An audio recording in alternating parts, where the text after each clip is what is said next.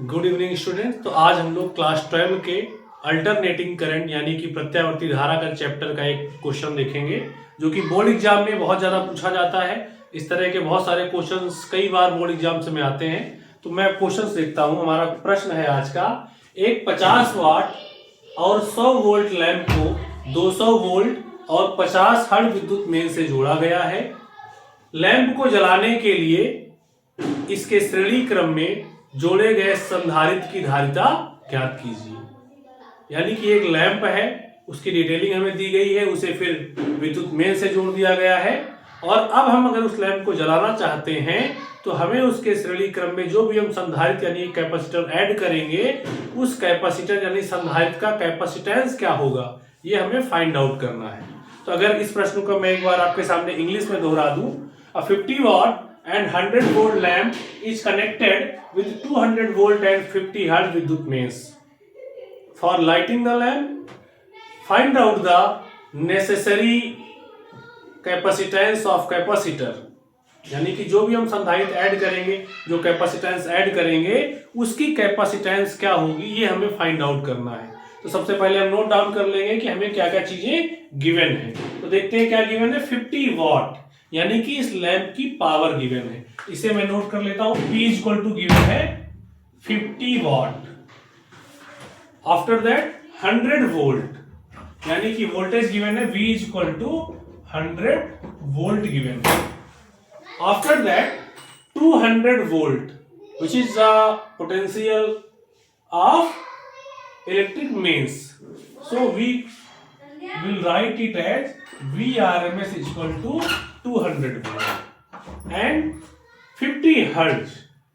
The frequency of electric mains is 50 hertz. So we will note down it as F equal to 50 hertz. ये चार चीजें हमें दी गई हैं। क्या फाइंड आउट करना है कि इसके साथ में जो भी हम कैपेसिटर ऐड कर रहे हैं यानी कि उस कैपेसिटर की कैपेसिटेंस यानी C को फाइंड आउट करना है। तो ये हमारी चीजें गिवन है और फाइंड आउट जो करना है वो मैंने लिख दिया है। अब मैं देखता हूं कि इस क्वेश्चन को मैं हल कैसे करूंगा ताकि आप सब लोग इजीली इस क्वेश्चन को समझ पाएं और इस तरह के जो भी क्वेश्चन बोर्ड एग्जाम में आते हैं उनको बहुत इजीली आप टैकल कर सकते हैं। तो देखते हैं क्या गिवन है। सबसे पहले हमें P और V की वैल्यूज गिवन है। जब P और V गिवन होता है तो सबसे पहले हम क्या फाइंड आउट कर सकते हैं, we will find out the electric current. तो फॉर्मूला क्या है हमारा, फॉर्मूला है हमारा P equal to V into I. तो यहां से हम I की वैल्यू को फाइंड आउट कर लेंगे। I इक्वल टू हो जाएगा P अपॉन V। P और V की वैल्यूज को पुट कर देंगे। P की वैल्यू हमारे पास दिया हुआ है 50 एंड V इज 100। तो ये 0 से 0 को हम कैंसिल आउट कर देंगे। 5/10 मीन्स हो गया आपका 0.5। तो इस तरह से हमारी जो इलेक्ट्रिक करंट की वैल्यू है वो आ गई 0.5 एम्पियर। यानी कि इस लैंप को अगर हमें जलाना है तो हमें इतनी करंट इसको प्रोवाइड करानी होगी तभी ये लैंप जलेगा। यहां से अब हम इस लैंप का रेजिस्टेंस ज्ञात कर लेते हैं, प्रतिरोध ज्ञात कर लेते हैं। फिर से फॉर्मूला आप V इक्वल टू IR भी लगा सकते हैं या फिर आप P equal to V square upon R से हम R की वैल्यू को भी फाइंड आउट कर सकते हैं। तो ये हो जाएगा R equal to V square by P। V is 100, 100 square का मतलब हो गया 100 इंटू 100 अपॉन में P यानी कि 50। तो इसे हम सिंप्लीफाई कर लेंगे। 51 जा 50, 52 जा 100, 100 इंटू 2 कर देंगे 200 ओम। यानी कि इस लैंप का जो रेजिस्टेंस है वो 200 ओम आ चुका है और इसे जलाने के लिए जो रिक्वायर्ड करंट है वो हमारा है 0.5 एम्पियर। अब हम देखते हैं कि हम जब इसको इलेक्ट्रिक मेन से यानी अल्टरनेटिंग सोर्स से ऐड करते हैं तो हमें क्या क्या चीजें इसमें दी गई हैं, क्या क्या फाइंड आउट करनी है उसको हम देख लेते हैं। तो सबसे पहले जब हम इसे अल्टरनेटिंग करंट से भी ऐड करेंगे तो वहां पर भी अगर हम इस लैंप को जलाना चाहते हैं तो हमें इतनी ही करंट रिक्वायर्ड होगी। फॉर अल्टरनेटिंग सोर्स, तो हमारा जो ओम्स लॉ का फॉर्मूला है वो चेंज हो जाता है और वहां पर हम लिखते हैं Vrms is equal to IRMS into Z. V equal to IR का जो फॉर्मूला है वो कन्वर्ट होके VIRMS equal to IRMS into Z में कन्वर्ट हो जाता है। अब यहां से अगर हम जेड की वैल्यू को फाइंड आउट कर ले तो ये हो जाएगा VRMS upon IRMS equal to Z. But question क्या कह रहा है कि इस लैंप को अगर आप जलाना चाहते हैं तो आपको जो रिक्वायर्ड करंट है यानी कि जो IRMS है उसकी वैल्यू को I के इक्वल यानी कि 0.5 एम्पियर के इक्वल पुट करना पड़ेगा। तो इस वैल्यू को हम यहां पर पुट कर देंगे। VRMS की जो वैल्यू है वो क्वेश्चन में हमें गिवन है और Z की जो वैल्यू है हमारी उसका भी फॉर्मूला हमें पता है। तो VRMS की वैल्यू पुट करेंगे तो 200 अपॉन में IRMS की वैल्यू यानी कि I की वैल्यू तो ये हो गया 0.5 हो जाएगा। इक्वल टू में अगर हम देखें तो हमारा जो Z है, Z का फॉर्मूला क्या होता है, इसे हम R square plus XC square. तो इस चीज को ध्यान से रखना है आपको कि जो हमारा Z है उसकी कई सारे अलग अलग फॉर्मूले होते हैं, लेकिन इस क्वेश्चन में क्या कह रहा है, कैपेसिटर को ऐड किया गया है। जब कैपेसिटर को ऐड किया जाएगा तो हम XC स्क्वायर लेकर के चलेंगे। अगर इसी में कोई कॉइल ऐड की गई होती, कोई इंडक्टेंस हमें गिवन होता तो वहां पर हम XL की वैल्यू को लेकर के चलते। तो यहां क्या करेंगे, हम पॉइंट को रिमूव करेंगे, ऊपर 0 बढ़ जाएगा, 5 से इसको डिवाइड कर देंगे, 400 इक्वल टू हो जाएगा R square plus XC square का अंडर रूट हो जाएगा। दोनों साइड का अगर हम स्क्वायर कर देते हैं तो हमारा ये अंडर रूट हट जाएगा। तो ये हो गया आपका 400 square equal to R square plus XC square. अब हम R की वैल्यू को भी यहां पर पुट कर देंगे, then it will be 400 square equal to R की वैल्यू 200 को हमने यहां पर फाइंड आउट कर लिया था, पुट कर देंगे 200 स्क्वायर प्लस XC स्क्वायर। 400 का अगर स्क्वायर करेंगे तो 4 4 जा 16 होता है, डबल जीरो यहाँ पे गिवन है, स्क्वायर करेंगे तो 4 जीरोस हो जाएंगे। इक्वल टू में 200 का स्क्वायर करेंगे, 2 का स्क्वायर 4 होता है, डबल जीरो है, उसका स्क्वायर करेंगे तो यहाँ पर 4 जीरो हो जाएंगे प्लस XC स्क्वायर।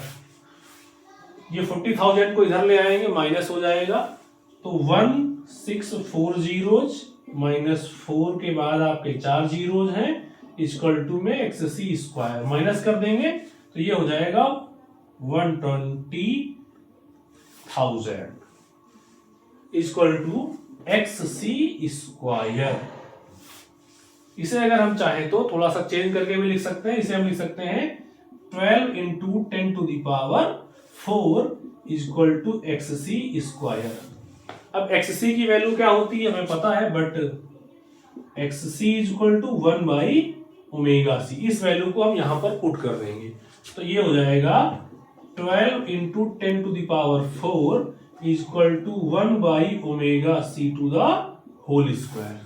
अब इसे हम फाइंड आउट करेंगे, सिंप्लीफाई कर लेते हैं, तो ये आपका हो जाएगा 12 into 10 to the power 4 equal to 1 upon omega square C square.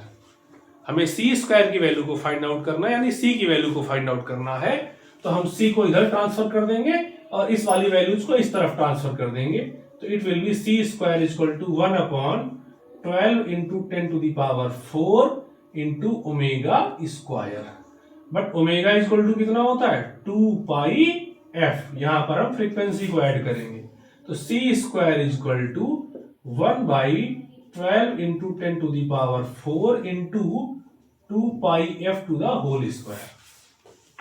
2 pi f का होल स्क्वायर कर देंगे तो हमारी ये वैल्यू आ जाएगी C square equal to 1 upon 12 into 10 to the power 4, 2 to the square 4, pi का यहाँ पे स्क्वायर हो जाएगा, इंटू में f का स्क्वायर हो जाएगा।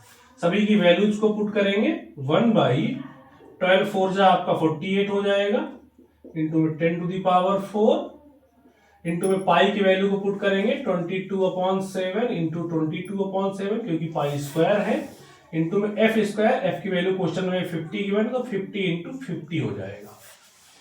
अब इस तरह से हम इस क्वेश्चन को और आगे सिंप्लीफाई करेंगे।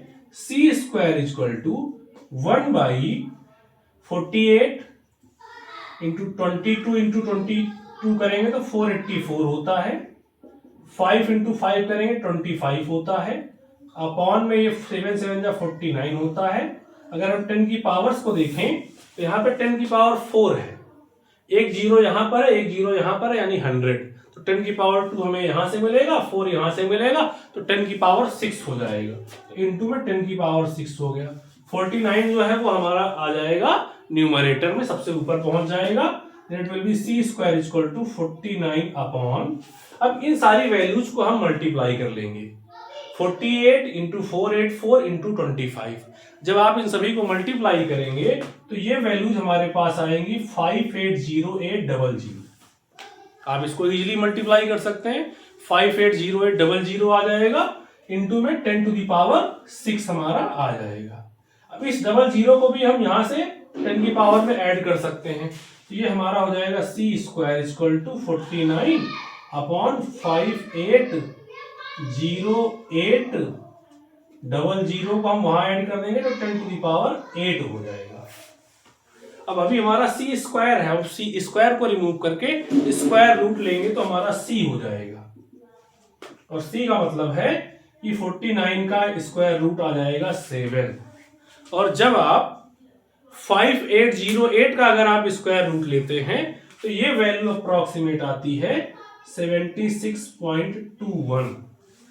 और 10 की पावर 8 का जब आप स्क्वायर रूट लेंगे तो ये 10 टू द पावर 4 हो जाएगा।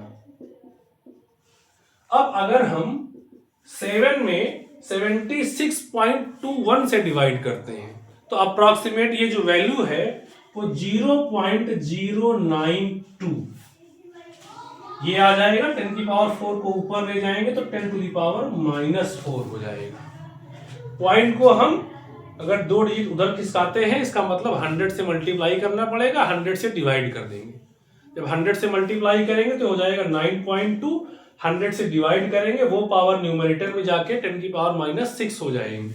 तो ये वैल्यू हमारी आ जाएगी C is equal to 9.2 into 10 to the power -6 farad. तो ये हमारा आंसर हो जाएगा। अगर इसी को हम माइक्रोफैरड में लिखना चाहते हैं तो C is equal to 9.2 microfarad भी इसे हम लिख सकते हैं। This will be the answer of this question. So we can solve this question very easily, and this is very important question, and it is asked frequently in board exams, in previous year papers, and so we have to solve this in this way.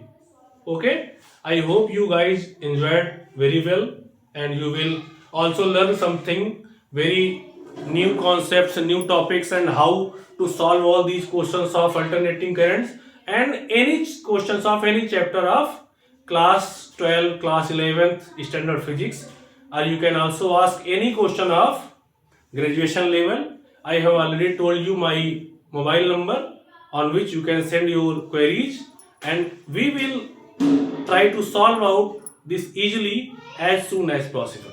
Thank you for connecting with us.